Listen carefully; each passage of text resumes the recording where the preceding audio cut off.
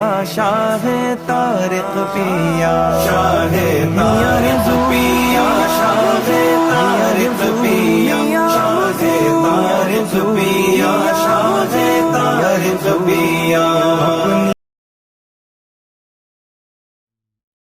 حضور ہمارے پاس کچھ سوالات موجود ہیں کہ پہلا سوال ہے، گھر سے پیسے غائب ہو جاتے ہیں یا دیگر چیزیں وغیرہ، اس کا حل بتائیے، نیز یہ بھی بتائیے کہ کیسے معلوم ہو یہ کسی جناتی کی شرارت ہے یا انسان کی۔ اگر وہاں سے پیسے غائب ہو جاتے ہیں جس گھر سے، تو ان کو چاہیے کہ اس میں سورہ تقویر جو ہے وہ 7 مرتبہ پڑھ کے چاروں کونوں پہ دم کریں گھر کے، جس کمرے سے پیسے جاتے ہوں۔ تو اگر کوئی روحانی چیز ہوگی تو وہ ظاہر ہو جائے گی، اور کوئی آدمی حرکت کرتا ہے، شخص کوئی حرکت کر رہا ہے، کوئی فرد، تو اس کا بھی پتہ چل جائے گا۔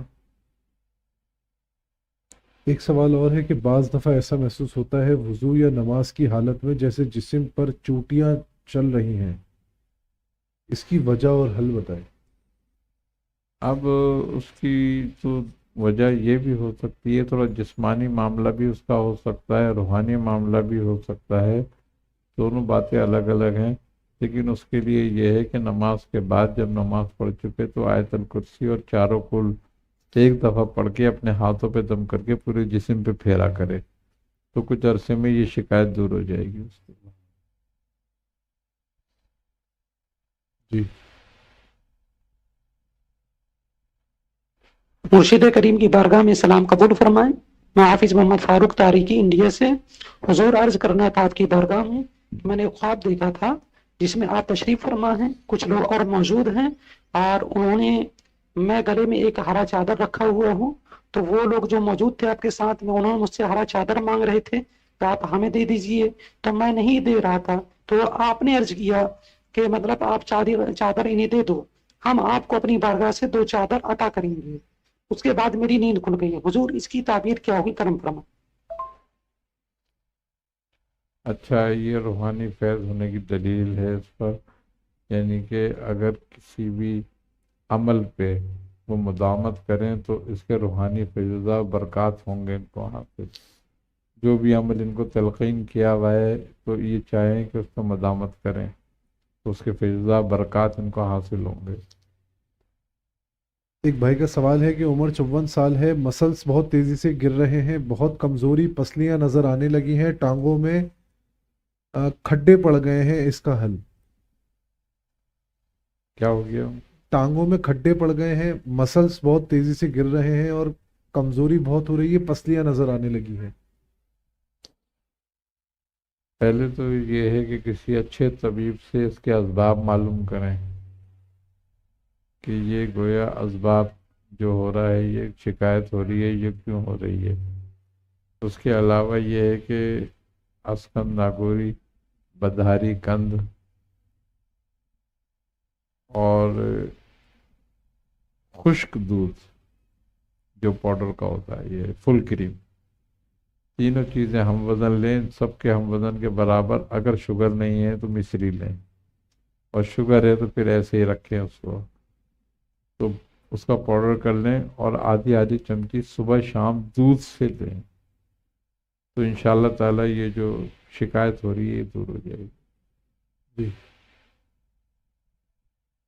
السلام علیکم ورحمۃ اللہ، میرا نام علی ہے، میں لاہور سے بات کر رہا ہوں۔ میاں حضور سے گزارش کرنی تھی، میرے گھر کے ساتھ میں کچھ ایسے لوگ رہتے ہیں جو شراب پیتے ہیں اور گالیاں وغیرہ دیتے ہیں، اور مطلب غلط حرکتوں میں ملوث ہیں۔ ان کا گھر ہے اپنا کہیں دور، لیکن یہاں پر وہ انہوں نے اپنا اڈا ٹائپ بنایا ہوا ہے، تو ہم لوگ سید ہیں، تو میرے بچے ڈرتے ہیں، تو کوئی ایسا عمل یا وظیفہ بتائیں کہ یہ یہاں سے اپنا یہ اڈا چھوڑ کے چلے جائیں، یا اپنا گھر پہلے انہوں نے کرائے پہ دیا تھا، یہ دوبارہ یہاں پر آ گئے، تو کوئی ایسا وظیفہ یا عمل کیجیے کہ یہ یہاں سے کہیں دور چلے جائیں۔ ایک چٹکی نمک پر جو ہے سورۃ القاریہ پڑھیں 40 بار، اور اس پہ دم کر کے جہاں وہ بیٹھتے ہیں وہاں ڈال دیا کریں۔ روزانہ ایسا عمل کریں، یہ جب وہ جائیں کریں تو اٹھ کے ان کے بعد جب وہ جگہ خالی ہو تو وہاں ڈال دیں۔ کچھ دنوں ڈالیں وہ آپس میں منتشر ہو جائیں گے سب وہاں سے۔ ایک بھائی کا سوال ہے کہ اکثر حاملہ خواتین کو بہت زیادہ کھٹی ڈکاریں اور قے آتی ہیں، اس کا حل بتائیں۔ حاملہ عورتوں میں اگر اس قسم کی شکایت پیدا ہو جائے تو ان کو چاہیے کہ آلو بخارے کی چٹنی کا استعمال کھانے میں کریں ضرور، تو یہ شکایت رفع ہو جاتی ہے۔ جسم پر دانت وغیرہ ہو جاتے ہیں، نشان رہ جاتے ہیں، اس کے لیے کچھ بتائیں۔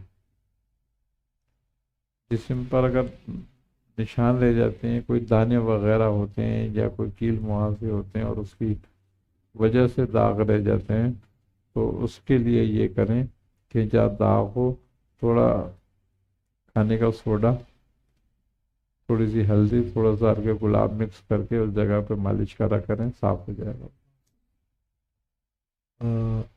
تلی بڑھ گئی ہے جس کی وجہ سے کھانا نہیں کھایا جاتا، قبض کی شکایت بھی دیتی ہے۔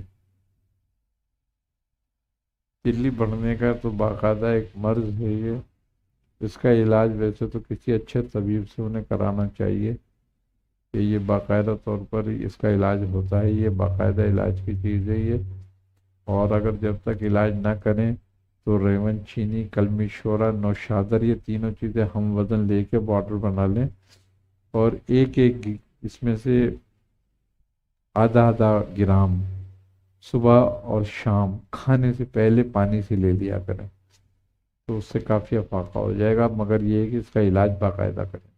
زبان میں نرمی و تاثیر اور لہجے میں حسن اخلاق کس طرح لایا جائے؟ زبان میں نرمی اور تاثیر اور لہجے میں حسن اخلاق، بات حسن اخلاق تو اپنے رویے میں لانا چاہیے اور زبان میں نرمی لانی چاہیے، زبان کی سختی کو دور کرنا چاہیے۔ تو ویسے تو یہ عملاً معاملہ ہے کہ عملاً کرے آدمی اس کام کو، لیکن یہ ہے کہ اس کے لیے وظیفہ یہ ہے کہ یا حلیم ہو 300 مرتبہ پڑھ کے پانی پہ دم کر کے پیا کریں تو اللہ تعالیٰ یہ صفت پیدا کرے گا۔ لیکن یہ ہے کہ یہ ہر مسلمان کو چاہیے کہ وہ اپنی زبان میں نرمی رکھے، اپنے اخلاق کو اچھا رکھے، تو اصل میں مسلمان کی پہچان ہی حسن اخلاق اور اچھے اخلاق سے ہے۔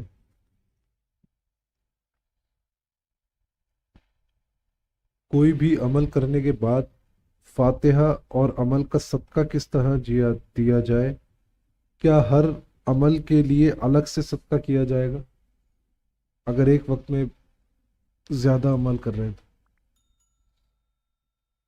اسی لیے یہ بات ہے کہ صدقہ تو ظاہر سی بات ہے کہ اعمال میں مختلف ہی ہوتے ہیں، مگر جو عمل کراتا ہے،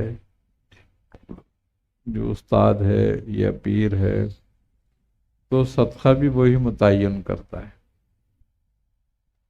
کہ صدقہ کیا ہونا چاہیے۔ لیکن فاتحہ کا جو معاملہ ہے وہ تو ایسا ہے کہ ہر عمل کے بعد دینی چاہیے ضرور فاتحہ، اور فاتحہ کا جو عام طریقہ ہے، جو رائج ہے، اسی طریقے پہ فاتحہ دی جائے تو صحیح ہے۔ لیکن صدقات کا جو معاملہ ہوتا ہے اس میں یہ ہوتا ہے کہ جو بھی عمل کراتا ہے وہ استاد ہے، پیر ہے، جو بھی ہے، وہ خود اس کا متعین کرتا ہے کہ کیا صدقہ ہونا چاہیے۔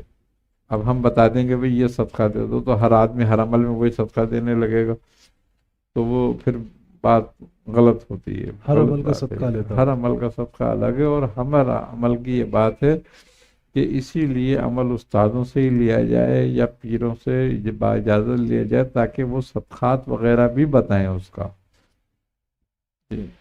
حضور آج کل جو ہے وہ ناف ہٹ جاتی ہے، تو اس کو بٹھانے کا کوئی آسان سا طریقہ کار یا کوئی وظیفہ یا کوئی عمل کہ ناف ہٹ جائے تو اس کو کیسے پتہ چلے کہ کون سی ناف سیدھی سائڈ سے ہٹی ہے یا الٹی سائڈ سے ہٹی ہے؟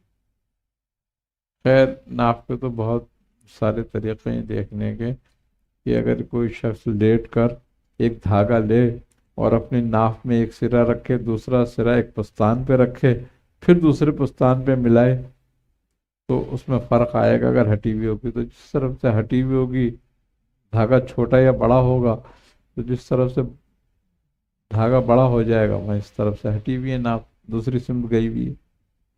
ایک تو بہت آسان طریقہ یہ ہے. دوسرے لوگ اس کونی کے جوڑ سے لے کے یہاں تک ناپتے ہیں کون سی چھوٹی بڑی ہے انگلی, تو اس میں بھی یہ بات ہوتی ہے.